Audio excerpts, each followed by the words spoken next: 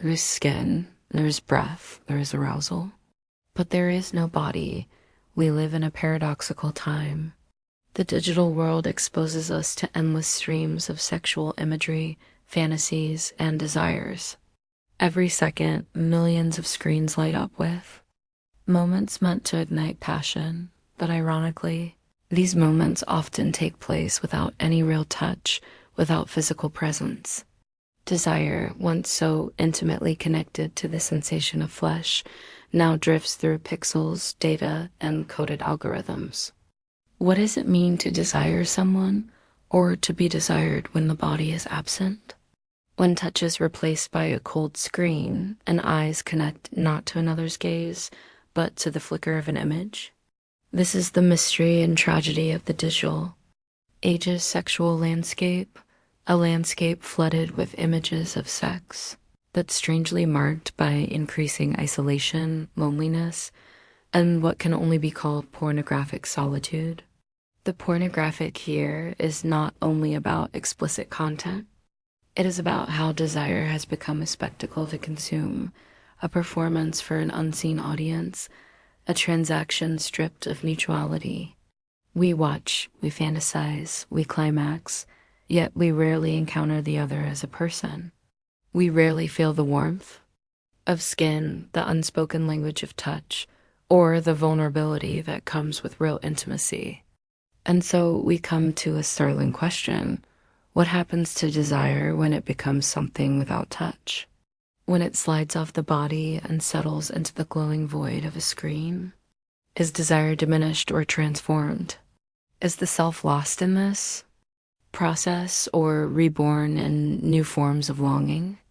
This channel will take you deep into that question, exploring desire's dark contours in the digital age, through the lenses of great thinkers who dared to ask what sexuality really means. Because beyond the images, beyond the clicks, beyond the endless scroll, there is a silent, aching loneliness that whispers through our wired lives. Will you dare to listen?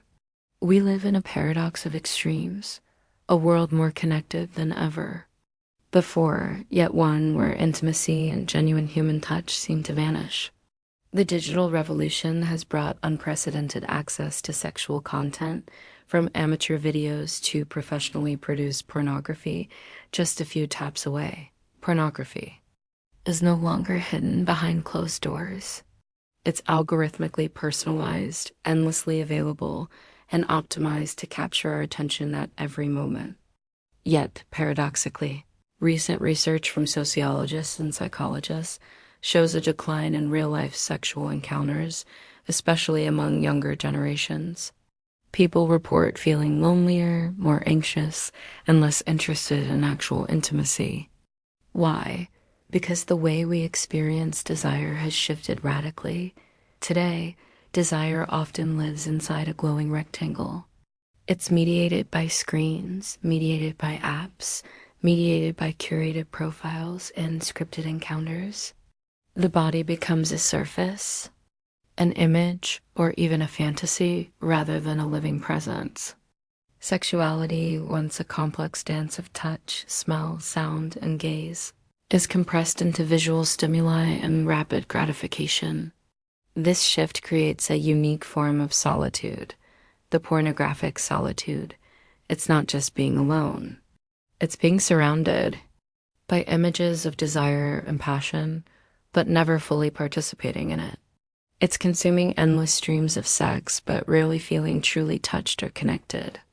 Our modern sex tech offers everything: VR experiences, live cams, interactive porn, AI chatbots designed to simulate intimacy. But none of these can replicate the messy, unpredictable, vulnerable reality of being with another human being. Instead, they deepen a cycle where desire becomes a performance and pleasure becomes a transaction. Moreover, this transformation happens within larger social currents. Social media encourage self-presentation as spectacle, while dating apps commodify attraction and filter connections through endless choices. Sexual encounters can feel transactional, performative, or even exhausting. People get stuck in loops, of desire for perfection or instant gratification, sidelining the imperfect but deeply meaningful experiences of real touch and connection. In this context, pornography becomes a symbol and a site of contradiction. It is both a space of fantasy and repression, connection and alienation. It promises escape but often deepens isolation. It offers infinite variety but can narrow desire to formulaic patterns. Our task here is to unpack this tangled web, to understand how desire without touch shapes our lives, our minds, and our very sense of self. To trace the shadows cast by the bright screens we stare into.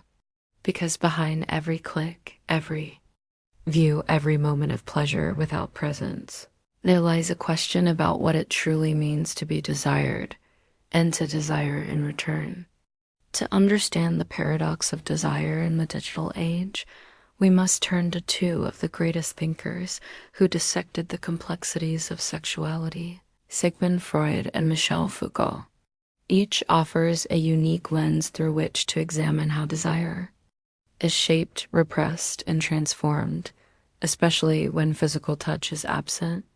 Sigmund Freud, the unconscious, fantasy, and repression. Freud's psychoanalytic theory centers on the idea that human beings are driven by unconscious desires and instincts, particularly the sexual drive or libido. According to Freud, society imposes repression on these drives, forcing us to redirect and channel them into socially acceptable forms, language, work, art, and especially fantasy. In the digital era, pornography and virtual desire function as a vast playground for these fantasies. Freud would see the consumption of pornographic images as a form of waking dream, a space where forbidden wishes can be enacted without real-world consequences or responsibilities. Pornography thus acts as a kind of safety valve for unconscious drives, allowing expression while keeping the social order intact. But there is a catch. The more desire is satisfied through fantasy, the more it risks detaching from the reality of another person. Freud warned that fantasy can become a closed loop, a mirror reflecting the self back to itself, rather than a bridge to a real living other. The orgasm becomes not a shared event, but a solitary echo of desire. This digital loop of fantasy detaches desire from the flesh.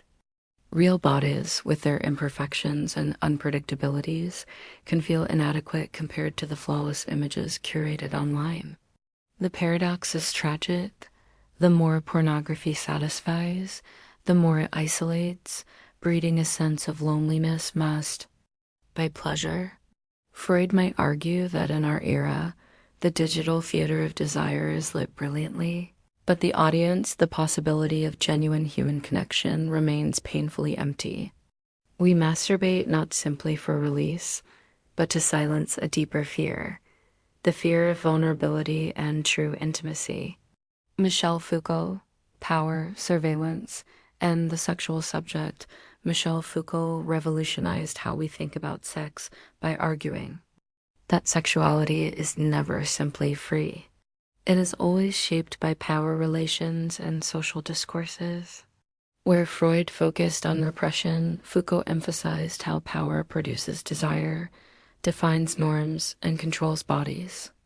In the digital age, this means desire is embedded in systems of surveillance and control more subtle and pervasive than ever before. Every online interaction, every click, search, or view leaves a trace. These traces are collected, analyzed, and monetized, turning desire itself into data. Pornography, far from a private refuge, becomes a site of digital discipline. The user willingly exposes intimate desires, but is also subjected to the gaze of algorithms and corporate interests.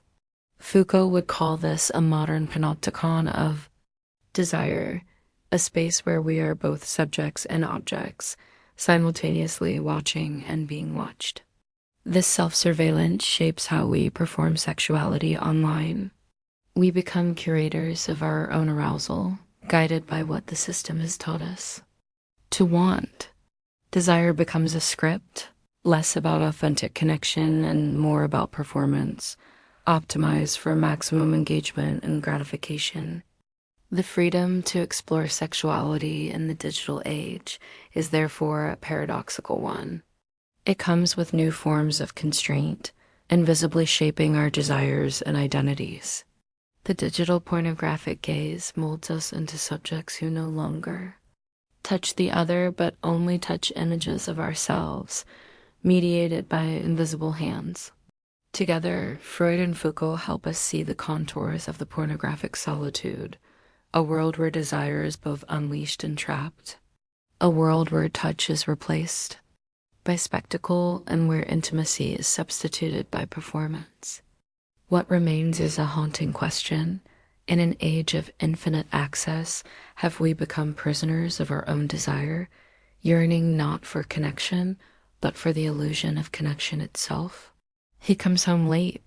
The night has already swallowed the city in darkness. His apartment is quiet except for the soft hum of electronics, a digital heartbeat and silence. He's tired, restless, craving relief. He doesn't reach for a partner, not tonight.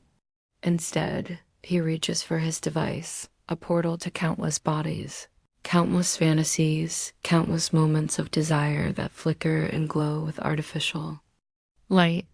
The ritual is familiar, the click of a tab, the scroll through endless curated images and videos, the rush of anticipation as pixelated flesh appears on screen. His fingers dance, tab, click, pause, rewind, orchestrating a private symphony of stimulation and release. Yet beneath the surface, something is missing. The skin stays cold. The air is still. His breath quickens, but there is no one else to share it with. The climax arrives silently, no sighs, no whispered names, no warmth pressed against his body. Just the wet noise of absence and the sudden emptiness that follows. He closes the tab. The glow fades. The room returns to darkness. Alone again, he lies awake, haunted not by desire but by its echo, a reminder that the body he sought to touch remains untouched, that the intimacy he longed for never arrived. This is the modern ache, a paradox, where sexual content is everywhere, but true connection is nowhere. His loneliness is not simply being alone. It is the feeling of being unseen, unheard, unremembered. Desire has become a private theater of shadows, and he is both audience and performer, trapped in a loop with no exit.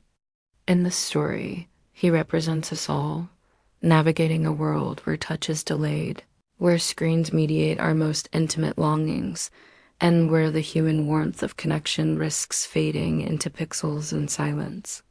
This is not just a story about sex. It is a story about what it means to be human in an age that promises connection but delivers solitude. And the question lingers, how do we reclaim desire's lost flesh? How do we bring back the trembling skin, the shared breath, the vulnerability that makes intimacy possible? What remains when desire loses its flesh? When touch is replaced by pixels and the other becomes an image on a screen? We find ourselves trapped in a paradox, one that thinkers like Freud and Foucault illuminate with haunting clarity. On one hand, we have unprecedented access to sexual content, infinite variety, and the promise of pleasure at our fingertips.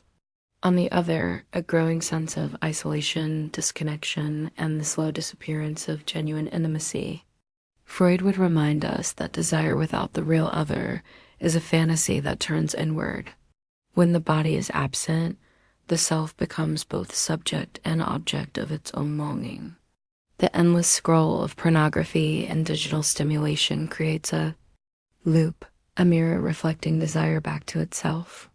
It's a form of masturbation not only of the body, but of the self, a silent scream into the void of solitude.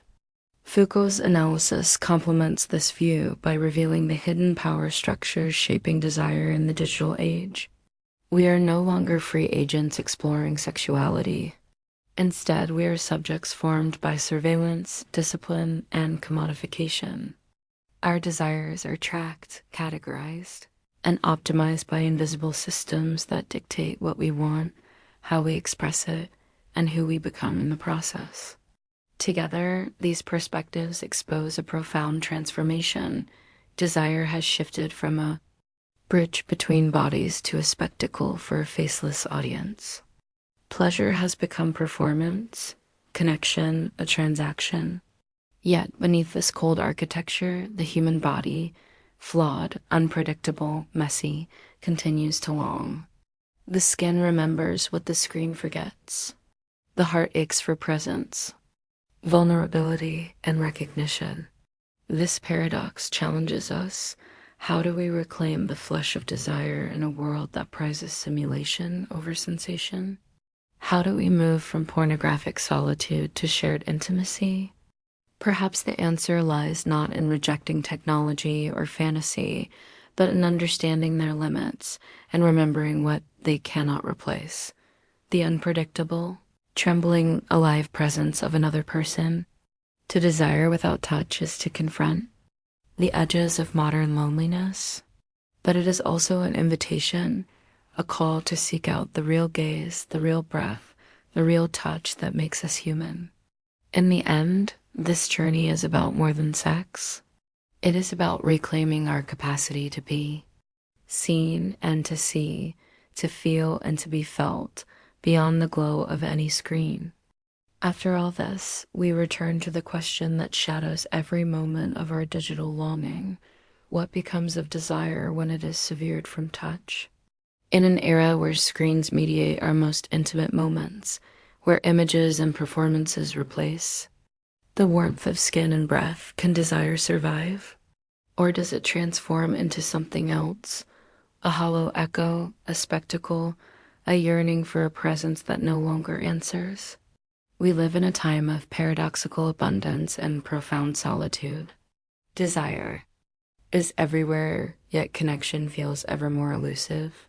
The digital realm offers countless avenues to express and consume sexuality, but rarely does it provide the true vulnerability and mutual recognition that flesh demands.